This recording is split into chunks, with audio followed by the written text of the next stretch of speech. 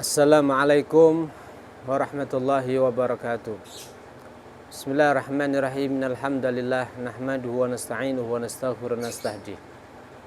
Allahumma shalli wa sallim ala sayyidina Muhammad wa ala ali sayyidina Muhammad wa ashabi sayyidina Muhammad man ittaba'ahum ila yaumil qiyamah, amma ba'd. Ikhwan yang dirahmati Allah Subhanahu wa taala, dalam kesempatan yang mulia ini kami kepingin bareng-bareng mendapatkan kemuliaan dan keberkahan daripada Nabi Muhammad SAW. Bagaimana enggak Nabi pernah menyampaikan balighu anni walau ayah, sampaikan selalu ilmu-ilmu daripadaku walau ayah, walaupun satu ayat. Apa maksud daripada hadis beliau ini? Ini sebagai satu perintah langsung daripada Nabi Muhammad kepada kita sebagai umatnya. Tidak terkhusus kepada para ulamanya, seluruhnya punya tugas langsung daripada Nabi. Yang perintah itu telah diucapkan oleh Nabi, berarti adalah wahyu dari Allah Subhanahu wa taala, karena beliau memang ma yantiqu 'anil hawa in huwa illa wahyun yuha. Kemudian ucapan Nabi yang mulia itu diriwayatkan oleh para sahabat, diteruskan para tabi'in, para tabi'in hingga terus kepada murid-muridnya, hingga kepada guru kita, hingga kepada kita semuanya. Yang jelas itu adalah perintah yang suci langsung daripada Nabi, dan itu adalah berarti wahyu dari Allah Subhanahu wa taala. Menanggapi daripada perintah tersebut, berarti harus ada di antara kita kekompakan, kebersamaan di dalam mewujudkan perintah Nabi Muhammad SAW untuk menyampaikan ayat-ayatnya Allah, untuk menyampaikan hadis-hadis daripada Nabi Muhammad SAW. Nabi mengatakan walau ayah, kenapa tidak walau hadis? Apa maknanya? Ini sudah menjadi satu yang jelas bahwa ayat Allah Subhanahu wa taala atau Al-Qur'an adalah salah satu kitabnya Allah yang Allah akan menjaganya keabsahan, kemurnian, kebenarannya sampai yaumil qiyamah. Inna nahnu nazalna dzikra wa inna lahu lahafidun. Kami Allah lah yang menurunkan itu adzikra, peringatan.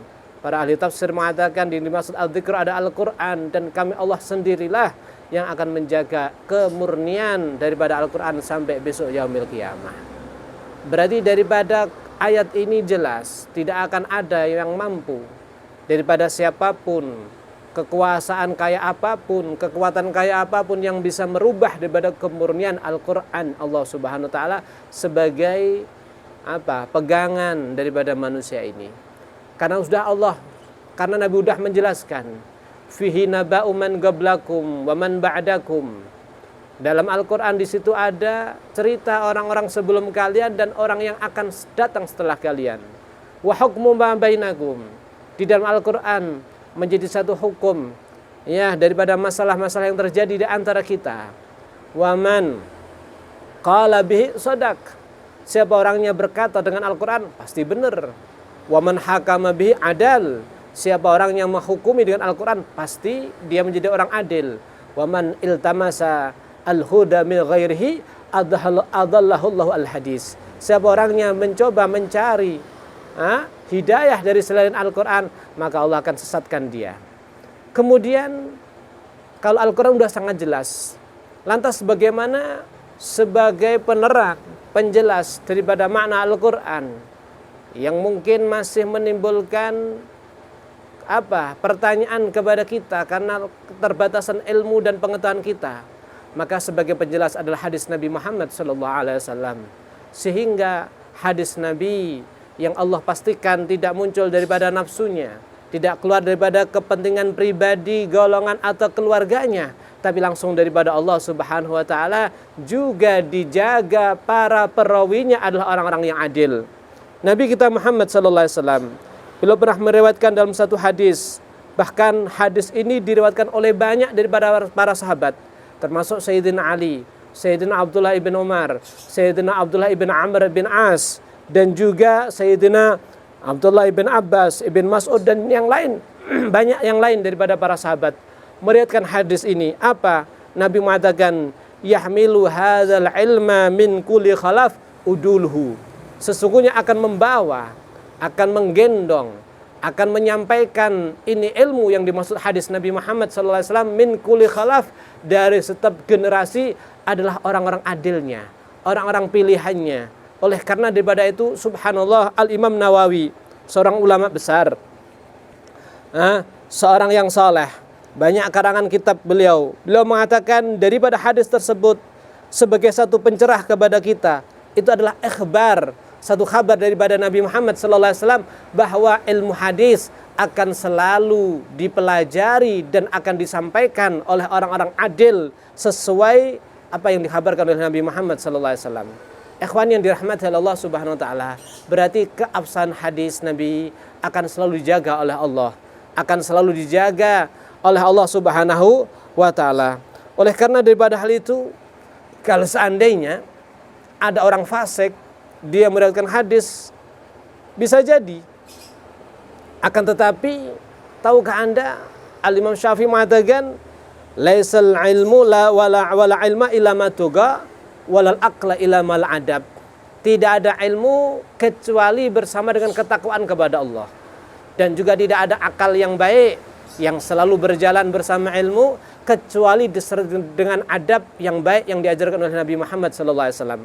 Berarti dari sini, kalau hanya ada orang pandai meriwayatkan satu hadis, dia daripada orang fasik, maka hakikatnya itu bukan ilmu. Yang jelas hadis tadi sebagai kabar kepada kita bahwa hadis Nabi akan selalu dijaga oleh orang-orang yang Allah pilih, orang-orang yang Allah cintai. Oleh karena daripada itu, di dalam kurun yang pertama, Sayyidina Umar bin Abdul Aziz, seorang khalifah yang saleh, beliau masuk kepada satu hadis Nabi Muhammad SAW. Nabi pernah mengatakan, Inna Allah yab'as li hadhil ummah man yujaddid laha dinaha fi ra'si kulli mi'ahsanah. Sesungguhnya Allah akan selalu mengutus kepada umat ini orang yang selalu akan membawa pembaharuan di setiap 100 tahun sekali. Maka daripada itu, para ulama sepakat bahwa mujaddid pertama di 100 tahun pertama, di kurun pertama, adalah Sayyidina Umar bin Abdul Aziz. Dan ketika melihat hadis, mulai daripada ada orang yang mungkin memalsukan hadis, maka beliau yang satu menjadi khalifah, memerintahkan kepada seluruh daripada yang di bawah daripada kekuasaan beliau, di seluruh daripada negara-negara Islam, untuk apa? Para ulamanya benar-benar menyeleksi, meneliti dan mengumpulkan hadis Nabi Muhammad SAW. Sehingga Al-Imam Syihabuddin Az-Zuhri, beliau adalah orang yang menanggapi daripada perintah daripada Sayyidina Umar bin Abdul Aziz. Sehingga mulai saat itu muncullah banyak daripada para ulama. Seperti dalam Khurasan ada Sayyidina Abdullah bin Mubarak mengumpulkan hadisnya. Di Yaman ada Mu'ammir. Di Syam ada Al-Imam Abdurrahman Al-Auza'i. Kemudian ada di Basrah, ada di Kufah, ada di ini, ada di berbagai macam. Sehingga juga Al-Imam Malik, A'immatul Imam, Imamul A'immah, imamnya para imam-imam, beliau juga mengumpulkan dalam hadis dalam kitab Al-Muwatta. Karena kehebatan Al-Muwatta, kesahihan Al-Muwatta, sampai Al-Imam Syafi'i, murid beliau, mengatakan tidak ada kitab dalam hadis yang sahih melebihi daripada Muwatta. Memang saat itu Sahih Bukhari belum ada. Ikhwan yang dirahmati Allah Subhanahu wa taala, jadi di kurun kedua mulai ada orang mencatat hadis Nabi Muhammad SAW. Padahal di kurun-kurun pertama banyak daripada para tabi'in, mereka ingkar hadis ini untuk ditulis. Mereka ingkar, nggak mau. Hadis ini harus dihafal, nggak boleh ditulis. Kenapa? Karena mereka adalah orang yang cerdas. Di selain cerdas, mereka hatinya bersih. Di selain bersih dan cerdas, mereka adalah orang yang selalu memburu hadis Nabi Muhammad SAW. Perhatikan dalam satu riwayat, Sayyidina Jabir bin Abdullah, sahabat Nabi Muhammad SAW, orang yang pernah langsung lihat kepada Nabi, orang yang sudah punya hafal hadis Nabi, mereka masih haus dengan 10 sahabat yang lain, harus berjalan daripada Madinah ke kota Mesir dengan berjalan 1 bulan hanya untuk mendengarkan satu hadis Nabi Muhammad SAW. Karena memang saat itu para tabi'in, para sahabat, mereka semuanya adalah orang yang gemar memburu hadis Nabi Muhammad SAW. Sehingga masyarakat yang mereka anggap sukses setelah mereka mungkin hafal Al-Quran adalah berapa dia menguasai daripada hadis Nabi Muhammad SAW. Maka saat itu hadis menjadi diburu dimanapun tempatnya. Sehingga saat itu Masya Allah nggak ada orang yang menulis hadis. Sehingga ketika ada orang mulai menulis hadis, banyak ulama yang ingkar. Termasuk Sayyidina Hasan Al-Basri disebutkan dalam kitab Ihya Ulumuddin, beliau adalah orang yang ingkar untuk hadis Nabi ditulis. Kenapa? Khawatir nanti orang berpegangan kepada tulisan. Tidak ada upaya untuk menghafal, tidak ada upaya untuk mentadabbur, tidak ada upaya untuk bagaimana dia menghafal.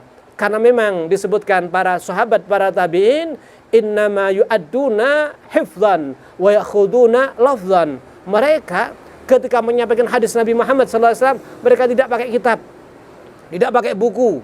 Mereka sampaikan dengan hafalan mereka. Demikian di saat dahulu kala mereka belajar kepada gurunya, mereka juga tidak bawa kitab, gurunya juga demikian. Gurunya menyampaikan lafzan dengan ucapan, muridnya langsung mendengar dan menghafalkan. Masya Allah. Ikhwan yang dirahmati Allah Subhanahu Wa Taala. Demikianlah sejarah perjalanan daripada hadis Nabi Muhammad Sallallahu Alaihi Wasallam. Kenapa mereka begitu semangat? Kita tahu, Masya Allah, ada beberapa fadilah yang perlu diketahui bahwa Nabi kita Muhammad Sallallahu Alaihi Wasallam pernah mengatakan dalam satu hadisnya, Nadzarallah imra'an sami'a maqalati fawa'aha fa'addaha kama sami'aha atau kama qal. Semoga kata Nabi, ini doa daripada Nabi. Kita tahu kalau Nabi doa enggak akan ditolak oleh Allah Subhanahu wa taala. Nabi mengatakan, semoga Allah menampankan, mengindahkan wajah seseorang yang mendengar ucapan-ucapanku, kemudian dia fawa'aha ay hafidhuha, menghafalnya, kemudian dia menyampaikan persis seperti di mana dia menghafalkannya. Sehingga dari sini ada seseorang mimpi ketemu Nabi Muhammad SAW. Kemudian di saat mimpi dia mengatakan, ya Rasulullah, apakah benar Anda telah mengatakan nadzaral imra'an? Apa kata Nabi? Nabi menjawab dengan bangga, dengan girang, dengan muka berseri-seri. Beliau mengatakan, ana qultuhu, aku yang mengucapkannya, aku yang mengucapkannya, aku yang mengucapkannya. Nabi mengulang-ulang daripada tersebut. Hai ikhwan yang dirahmati Allah Subhanahu wa taala. Berarti dari sini banyak daripada para ulama yang mengatakan, Masya Allah, ya, ahlul hadis adalah ahli hadis adalah pilihan daripada Allah Subhanahu wa taala. Kenapa? Karena ahli hadis akan Allah buat wajahnya selalu bersinar. Wajahnya selalu kelihatan tampan, kelihatan indah, kelihatan istimewa. Kenapa? Karena berkah doa Nabi Muhammad SAW. Bagaimana enggak? Nabi sendiri pernah mengatakan, man adda ila ummati hadisan wahidan. Siapa orangnya yang mau menyampaikan kepada umatku satu hadis saja, yuqimu bihi sunnatan, untuk supaya daripada hadis tersebut orang itu akan menegakkan daripada sunnah Nabi. Ayaruddu bi bid'atan, atau menolak daripada bid'ah Nabi, falahul jannah, yang menyiapkan satu hadis Nabi, dia dapat surga Allah Subhanahu wa taala. Ikhwani dirahmati Allah Subhanahu wa taala. Berarti sekali lagi melihat daripada perintah Nabi balighu anni walau ayah tadi, bagaimana ayo kita bergabung. Ayo kita menyatukan kekuatan, dukung pada para ulama, dukung pada para pewaris Nabi Muhammad SAW, di mana mereka untuk bisa terus menyampaikan hadis Nabi Muhammad, bisa menyampaikan apa yang menjadi petuah daripada Nabi Muhammad. Mereka bisa mengungkap bagaimana cara wudhu Nabi, mereka bisa mengungkap bagaimana cara salat Nabi, bagaimana cara tidur Nabi, cara makan Nabi. Semuanya kita butuh daripada hal tersebut yang diriwayatkan, yang disambungkan kepada Nabi Muhammad SAW. Ikhwani yang dirahmati Allah Subhanahu wa taala, belum lagi Nabi pernah mengatakan, Allahummarham khulafai, ya Allah, senantiasa rahmati kepada para penggantiku ya Allah. Qulna wa ma khulafa'uk ya Rasulullah. Maka para sahabat mengatakan, siapa yang ada maksud para penggantimu ya Rasulullah? Nabi mengatakan, alladzina yarawna ahadisi wa yu'allimunaha annas. Mereka yang selalu meriwayatkan hadis-hadisku, kemudian dia mengajarkan kepada banyak daripada manusia. Masya Allah. Sebanyak sekali doa Nabi kepada orang-orang yang menyampaikan hadis Nabi Muhammad SAW. Terutama juga insya Allah kepada mereka yang membantu untuk bisa disampaikan hadis Nabi Muhammad SAW. Yang terakhir, bagaimana ketika Nabi menyampaikan inna aulan nas bi yaumal qiyamah, atau in akrabakum majlisan mini yaumal qiyamah aktsarukum alaiya salah. Orang yang nanti paling dekat kedudukannya, derajatnya, ya, dengan Nabi Muhammad besok di hari kiamat adalah mereka yang paling memperbanyak baca salat dan salam kepada Nabi Muhammad SAW. Kemudian ketika kita mendengar hadis ini, kita termotivasi untuk bagaimana kita memperbanyak salat kepada Nabi. Tahukah Anda sesungguhnya yang paling dekat kepada Nabi adalah ahlul hadis. Kenapa? Ketika kita mendengar, kemudian muncul kepada kita untuk memperbanyak baca salat, berarti atas jasa daripada ahli hadis. Sehingga adalah alal khair kafa'ilih, yang menunjukkan kepada kebaikan seperti pelakunya. Maka daripada itu kita tidak pernah bisa mengalahkan daripada para ahlu hadis untuk bisa dekat kepada Nabi Muhammad SAW, karena memang mereka adalah orang yang akan nanti di hari kiamat paling dekat dengan Nabi Muhammad SAW. Ikhwan yang dirahmati Allah Subhanahu Wa Taala, sekali lagi dalam hal ini kami menyampaikan masalah ini hanya satu yang kami harapkan, mendapatkan kemuliaan daripada Nabi Muhammad SAW. Maka daripada itu ayo dukung kami dalam berdakwah ini melalui daripada pembangunan pondok, pembangunan madrasah, melaksanakan majelis di masjid, di tempat-tempat yang mana daripada saudara-saudara kami, atau mungkin dakwah lewat YouTube ini. Ayo bantu kami supaya kami bisa terus bisa menyampaikan hadis Nabi Muhammad SAW, dan kita masuk kepada banyak doa daripada Nabi, di mana Nabi mendoakan semoga Allah merahmatinya, semoga Allah memancarkan wajahnya, dan semoga Allah menjadikan orang yang paling dekat dengan Nabi Muhammad SAW. Semoga Allah senantiasa berikan kepada kita pertolongan untuk bisa melaksanakan dan mematuhi daripada seluruh perintah Nabi Muhammad SAW. Hadza minni wa lafu minkum. Wassalamualaikum warahmatullahi wabarakatuh.